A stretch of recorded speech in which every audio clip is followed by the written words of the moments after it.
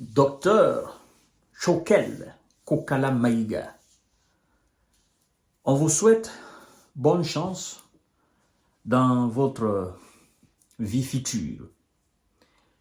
Il vient d'être limogé et chassé en même temps que son gouvernement, les membres de son gouvernement.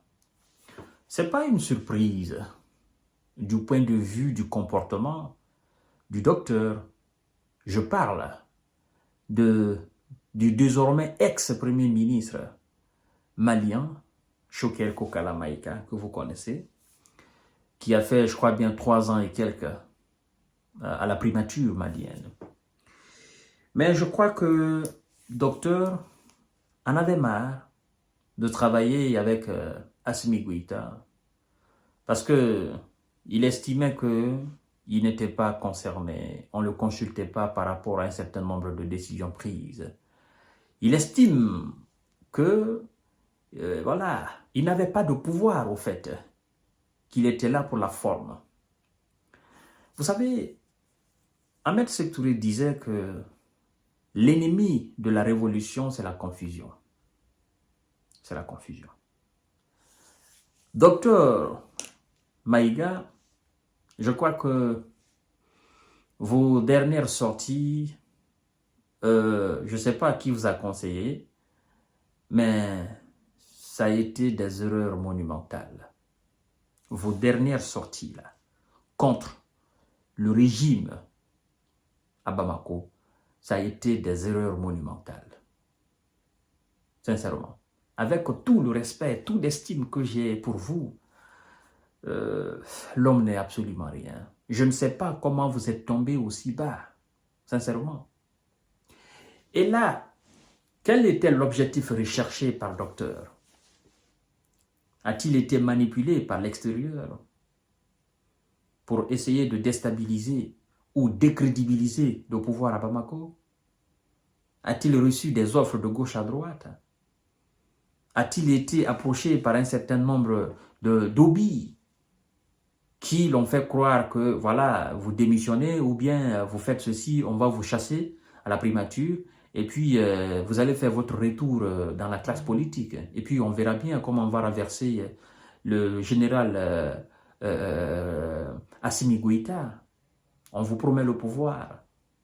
C'est une erreur de la part de l'ex-premier ministre dorénavant. Parce qu'à partir de ce soir, mercredi 20 novembre 2024, il n'est plus premier ministre malien.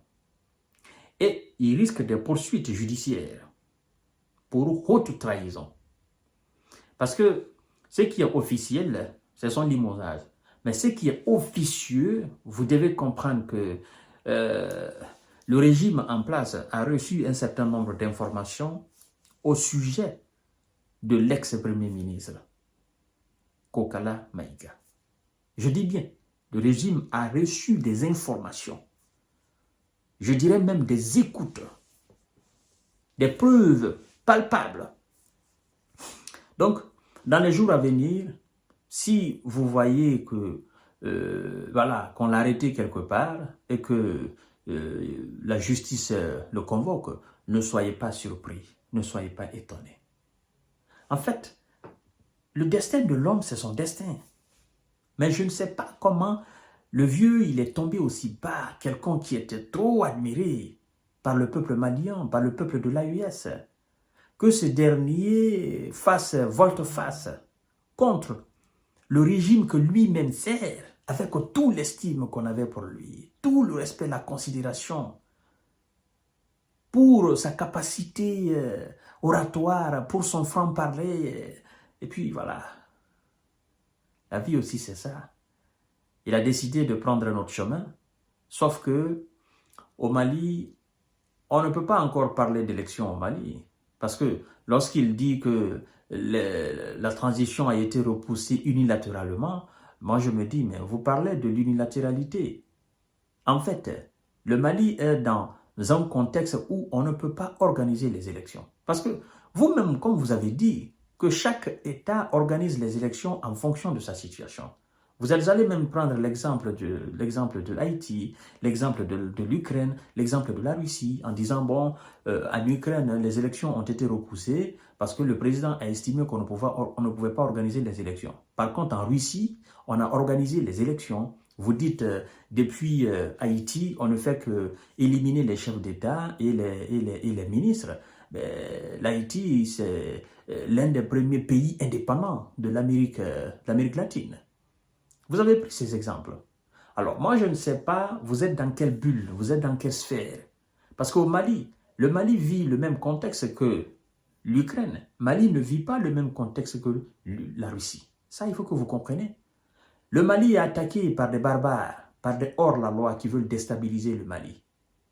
Et on ne peut pas organiser les élections au Mali en laissant une partie du Mali à la merci des hors-la-loi. Tous les Maliens doivent pouvoir aller voter sereinement dans la sécurité et la quiétude sociale. Dans cette lutte alors de stabilisation du pays, si vous faites des sorties contre ceux qui sont en train de se battre pour stabiliser le pays, moi je me dis quelque part qu'il y a quelque chose qui s'est passé dans votre tête. Il y a anguille sous roche. Qu'est-ce que vous voulez en réalité? Monsieur le docteur, qu'est-ce que vous voulez? En fait, vous venez de perdre toute crédibilité aux yeux même du peuple malien et aux yeux du peuple de l'AES. Parce que votre reconversion, n'est-ce pas, en tant qu'un homme politique, vous ne pourrez plus jamais convaincre qui que ce soit. À moins que vous puissiez convaincre des gens qui sont dans la même logique que vous. Il faut chasser le général à la tête de l'État. Des gens, effectivement, la plupart qui sont vendus aux Occidentaux. Mais j'ai du mal à comprendre que vous soyez aussi quelqu'un de fragile. Quelqu'un de fragile. Vous êtes Premier ministre, vous n'êtes pas président. Alors, moi je me pose la question, vous vouliez quel pouvoir? Parce que dire qu'on prend des décisions sans vous consulter, moi je pense que ça c'est trop aberrant, c'est trop bas ça. C'est trop bas.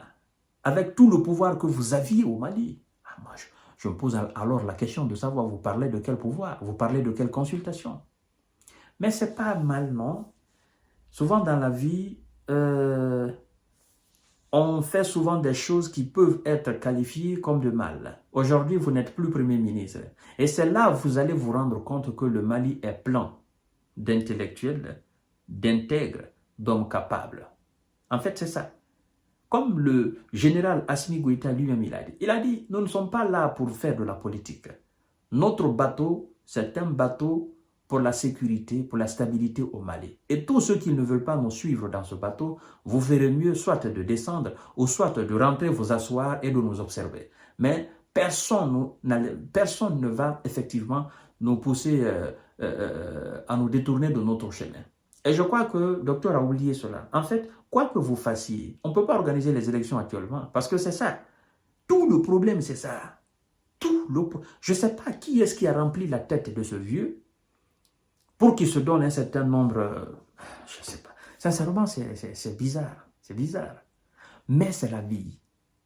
Hein? Nous qui sommes des analystes sur les réseaux sociaux, qui analysons les situations géopolitiques et géostratégiques et qui observons beaucoup de choses, nous savons que tout peut arriver à tout moment. Votre meilleur ami dans le domaine politique peut devenir votre pire ennemi. Voilà. Vous pouvez travailler avec quelqu'un aujourd'hui, vous pensez que voilà, c'est un collaborateur franc. Demain, il peut devenir un adversaire. Et puis voilà, la vie continue. Donc, le général Assimi Goïta continue son chemin avec les autres. Et c'est ça surtout. Le peuple le supporte. Alors, aujourd'hui, qu'est-ce qui se passe? Est-ce que le peuple va écouter Chocolat Maïga? Je dis non. Le peuple soutient le général Assimi Goïta dans ce qu'il est en train de faire. Et donc, mesdames et messieurs, voilà le Premier ministre, l'ex-premier ministre dorénavant, docteur n'est plus à la primature, son gouvernement aussi part avec lui et nous allons assister à la composition d'un nouveau gouvernement. Voilà, je vous donne rendez-vous tout à l'heure. Merci beaucoup.